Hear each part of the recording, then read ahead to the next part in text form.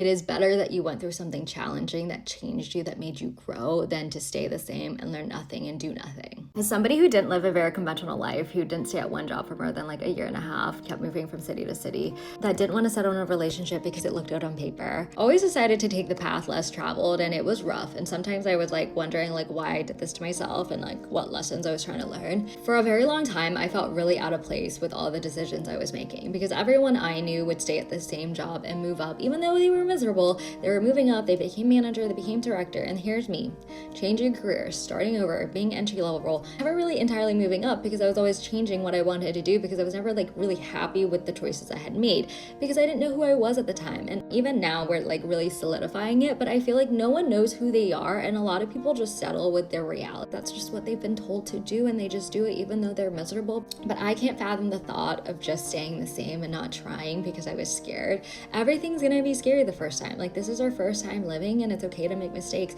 The more you fail, the more you learn. But if you don't try, you're never gonna fail. I grew up in government housing at one point. It's just my mom and my brothers. But if there's a will, there's a way. The one thing that has saved me through this entire experience, like if you're gonna go live your life, is like at least invest your money, let it compound interest, because the compound interest will grow into something more. Your life is far too short not to be lived. And I know a lot of people are like, let me save until retirement, etc., whatever. I work with cancer patients every day. And when I tell you that cancer does not discriminate what age you are, you could be 25, you could be 60. There are so many people that don't even make it to retirement. Don't settle and marry some dipshit just because society tells you to.